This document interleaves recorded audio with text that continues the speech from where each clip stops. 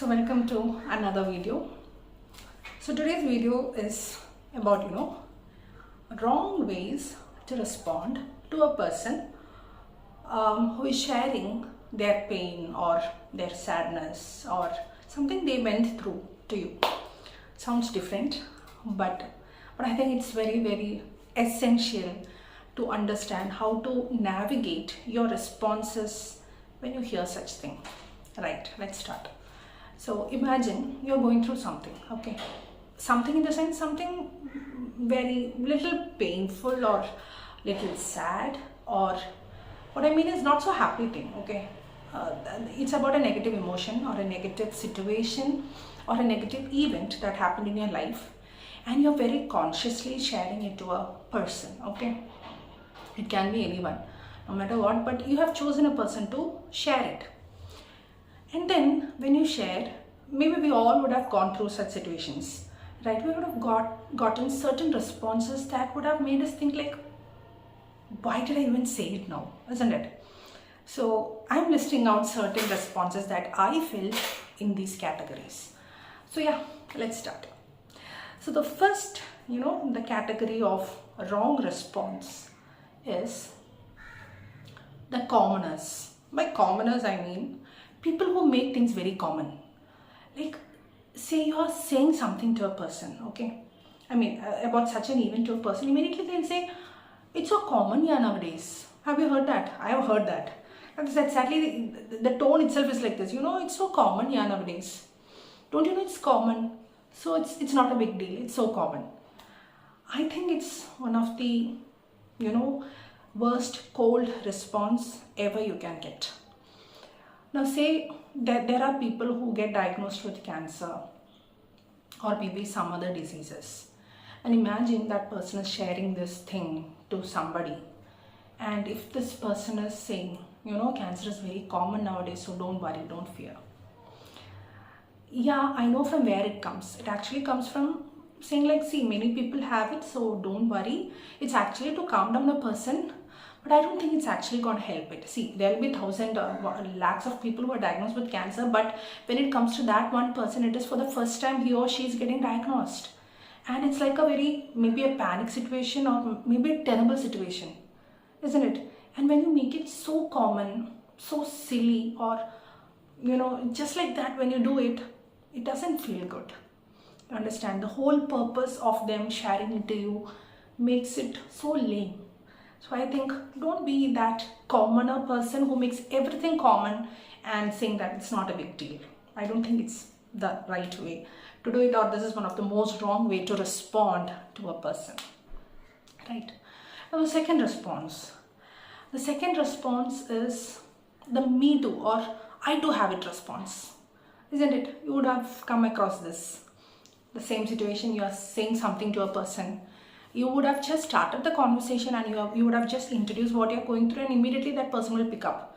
They'll say like, yeah, I too, went through a similar situation, or I had the same exact thing, and then they would start explaining the whole incident in their life.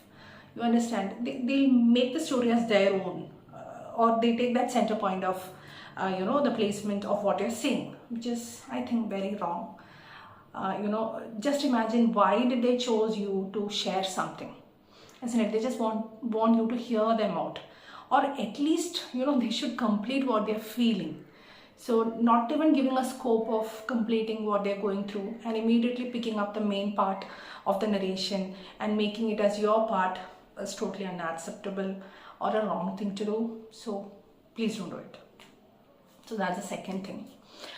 The third people are the interrupter people. Interrupter in the sense, you cannot complete what you're saying. Immediately they would interrupt. They would have picked up some line of yours and they'll start explaining into it. It's like tying it on the tree and explaining about the grass, isn't it? It's similar to that situation. So that would really, make you sit back and think like, why did I start sharing? Each and every time you have to pull back the conversation. The conversation would have gone somewhere else and you have to pull back the exact conversation and again start, what you're feeling, see this is what happening and things like that. So they would take this thing and elaborate on what happened to them. right? So again, it may not be exactly what happened to them, but they'll just drift away from the topic, and they'll go to their office work, or I mean they'll explain something about their office, something that happened with their kids or husbands or their friends or something. You understand? So the whole soul of the conversation is again just lost.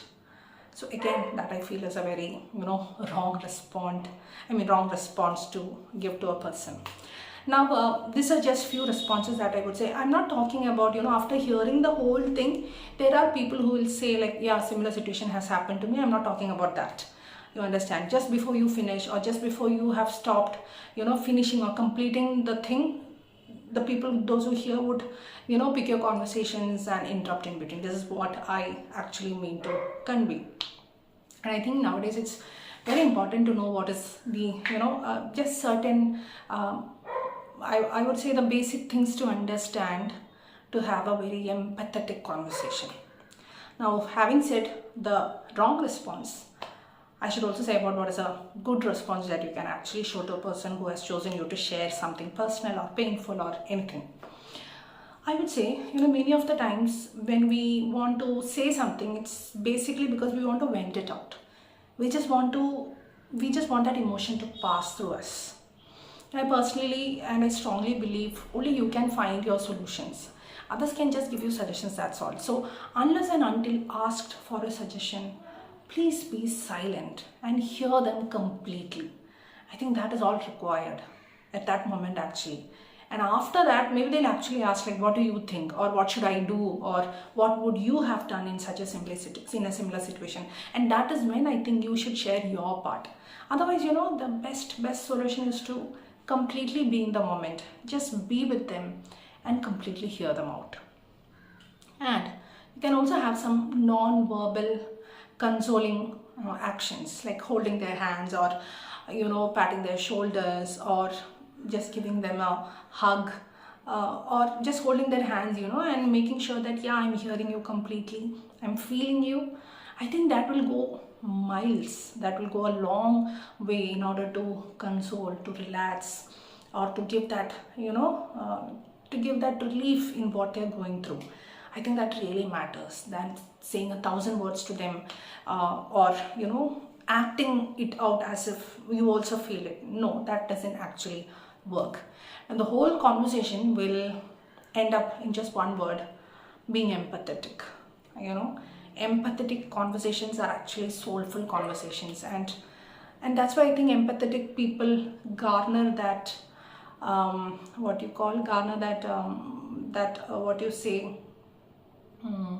that title of that safe space, which I have talked in one of my videos before.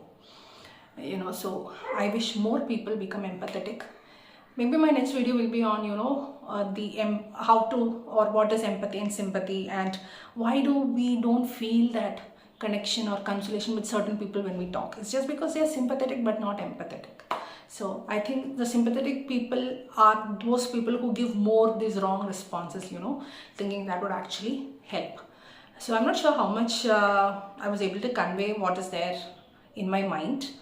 But yeah, this is what today's video is about. I hope it helps, or maybe you can think about yourself, whether have you been that wrong responder, or have you ever met such a person also. Do let me know in the comments. Thank you so much for hearing. Bye.